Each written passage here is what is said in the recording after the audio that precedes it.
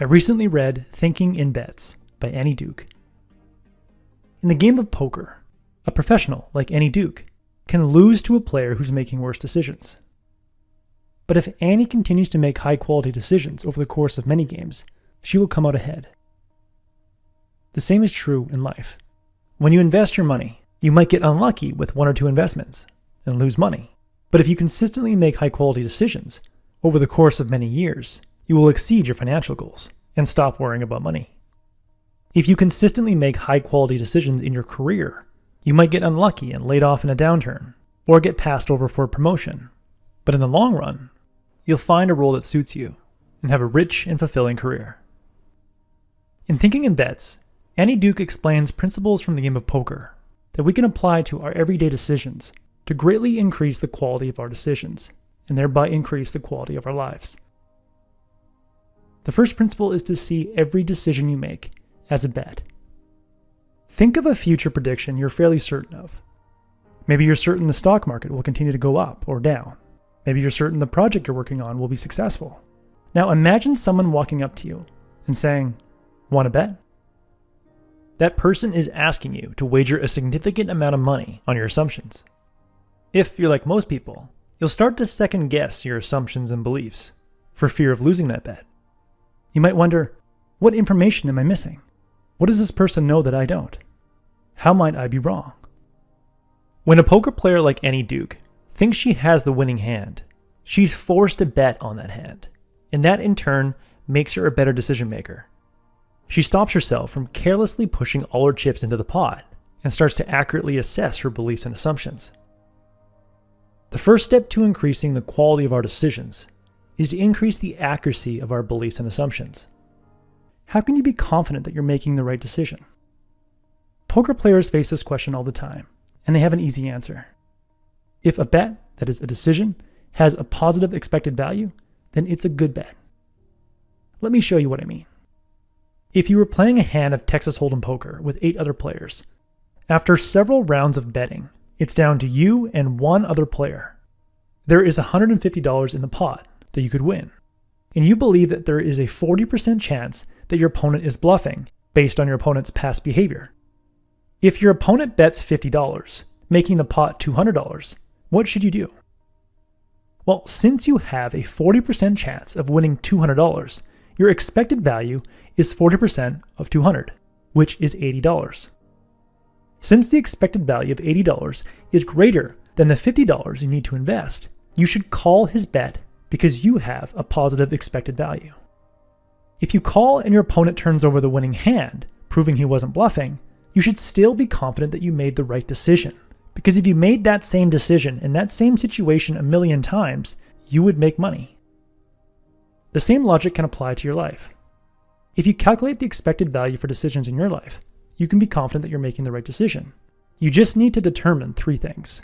First, what's the potential reward? This isn't always money. Sometimes it can be emotional, like more joy or more satisfaction. Second, what's the likelihood I will get this reward? Use the degree of certainty you approximated after imagining that someone was betting against you. Maybe you think there's a 25% chance of getting what you want, or an 80% chance of getting what you want. Then third, how much of my limited resources do I need to commit to get that potential reward? Here it's best to consider opportunity costs. If you need to commit a certain amount of time and money to get an expected value, determine what else you could get with that same time and money. For example, if you're about to invest 2 hours of your time to watch a movie, plus $15 to see the movie, think about all the other things that you could do for 2 hours and $15. Once you have a rough idea of the potential reward, the likelihood of getting that reward, and the investment you need to make to get that reward, you can confidently make a decision if your investment is less than the expected value, the potential reward times the likelihood. To improve the accuracy of your expected value, and thereby improve the quality of your decisions, you must find and fix inaccuracies in past decisions. When most people look for faulty decisions they've made, they only look at their bad outcomes. For a poker player, this means only reflecting on the hands they've lost. But the difference between a good player and a great player is that a great player not only finds mistakes in hands they lost, they also find mistakes in hands they won. In the book, Amy Duke says, "In 2004, My brother, Howard Lederer, provided televised final table commentary for a tournament in which Phil Ivey smoked a star-studded final table. After his win, the two of them went to a restaurant for dinner, during which Ivey deconstructed every potential playing error he thought he might have made on the way to victory. A more run-of-the-mill player might have spent the time talking about how great they played, relishing the victory. Not Ivey. For him, the opportunity to learn from his mistakes was much more important than treating that dinner as a self-satisfying celebration. He earned $500,000 and won a lengthy poker tournament over world-class competition, but all he wanted to do was discuss with a fellow pro where he might have made better decisions. Like Ivey and other great poker players, we must analyze our decisions regardless of the outcome. Because the fact is, we can make a terrible decision and still get a good outcome. I could buy a stock based on a hunch, or start a business without doing any market research, and get lucky and make money. But if I use that same haphazard approach to future decisions, I will undoubtedly lose a lot of money in the future. If you don't take the time to critically assess faulty judgments that resulted in a good outcome, you'll reinforce those faulty judgments and set yourself up for a future disaster.